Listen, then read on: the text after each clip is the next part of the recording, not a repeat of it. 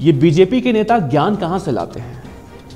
BJP के नेता ज्ञान कहां से लाते हैं, ये सवाल हम इसलिए पूछ रहे हैं क्योंकि बीजेपी के कई नेता ऐसे हैं जिनको आप देखेंगे तो आप भी सोचेंगे आखिर इनको प्रवक्ता कैसे बना दिया गया, इनके अंदर क्या ऐसा देखा गया कि इनको प्रवक्ता की कुर्सी पर बिठा दिया गया है। अब ये देखिए, न्यूज़ 24 चैनल के एंकर हैं संदीप चौधरी। अपने प्रोग्राम में ये एक बीजेपी की प्रवक्ता हैं संजू वर्मा, इनसे सवाल कर रहे थे। पहले आपको पूरा मामला बताते हैं। दरअसल केंद्र सरकार ने सुप्रीम कोर्ट में एक हलफनामा दायर किया है और उसमें ये कहा गया है कि अगर हम सभी कोरोना से मरने वाले लोगों को 4-4 लाख रुपया देते हैं तो हमारे पास से पैसा खत्म हो जाएगा, बहुत दिक्कतें होंगी।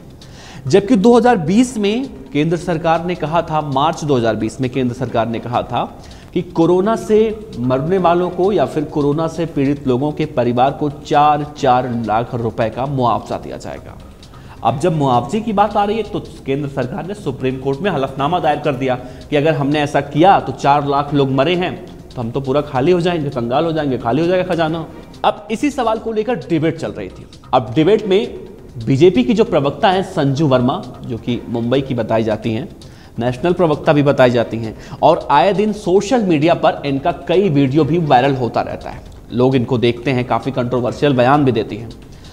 इनसे जब पूछा गया कि 4 लाख रुपए वाला मामला जो है, जो सुप्रीम कोर्ट में हलफनामा दायर किया गया है, आखिर वो क्यों किया गया है? सीधी सी बात है, केंद्र सरकार ने अगर किया है तो उससे उनके पार्टी से जुड़े हुए लोगों से सवाल पूछा जाएगा और वही सवाल संजू वर्मा से पूछा गया।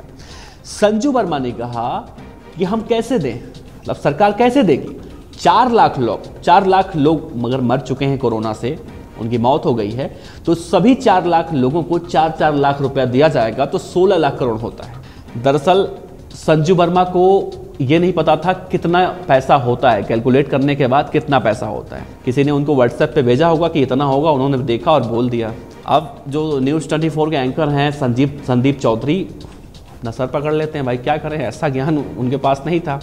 तो वो सवाल उठाते हैं कि इतना नहीं होगा, इतना होगा, 1600 करोड़ होगा या इतना होगा, जो भी है वो बताते हैं वहाँ पे। उसके बाद वो उनसे लड़ने लगती हैं कि नहीं नहीं, ये तो 16 लाख करोड़ ही होगा। तो सिंपल सी एक बात बताते हैं संदीप चौधरी कि अगर 4 लाख लोग कोरोना से मरे हैं और उनको 4-4 लाख रुपया देना है तो सिर्फ उसमें 1600 करोड़ रुपए केंद्र सरकार का जाएगा। लेकिन बीजेपी की प्रवक्ता कहाँ मानने वाली थी? उनका कहना है कि नहीं, इतना ही आता है, इतना ही आता है। वैसे इनके बारे में आपको बताएं, ये वही संजू वर्मा हैं जो पहले आम आदमी पार्टी में थी और आम आदमी पार्टी से उत्तर मध्य मुंबई से ये चुनाव लड़ी थी और इनको कितना वोट मिला था अंदाज़ा लगाइए। चलिए मैं बताता हूँ, इनको कुल वोट मिले थे 650 से कम, यानी कि 626 वोट मिले थे इनको। और उसके बाद ये अचानक बीजेपी में आ जाती हैं और बीजेपी में आती हैं तो ठीक है, बीजेपी में आके अचानक प्रवक्ता भी बन जाती हैं। अब जब ये प्रवक्ता बनती हैं तो बीजेपी के कई बड़े बड़े नेता एकदम शॉक्ड हो जाते हैं, आश्चर्यचकित हो जाते हैं कि भाई ये कैसे हो गया, ये प्रवक्ता कैसे बन गई। और तब से लेकर आज तक वो चैनल पर, टीवी चैनलों पर, नेशनल टीवी चैनलों पर बैठकर डिबेट करती हैं और इसी तरह से अपना फजीहत तो करवाती ही हैं, साथ में अपने पार्टी का भी फजीहत करवाती हैं।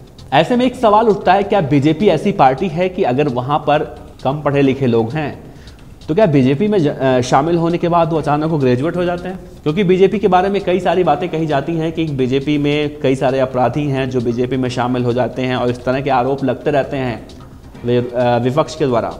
तो मैं भी ये सवाल कर रहा हूँ, क्या संजू वर्मा जो कह रही थी, अपने बातों को सही साबित करने में लगी हुई थी, अब पूरे देश में उनका मजाक उड़ रहा है? इस पर लेकर आप क्या सोचते हैं? आप ज़रूर अपने विचार रखिएगा। आपका बहुत बहुत शुक्रिया, लेकिन विचार रखना मत भूलिएगा बीजेपी के नेता, बीजेपी की प्रवक्ता संजू वर्मा के बारे में।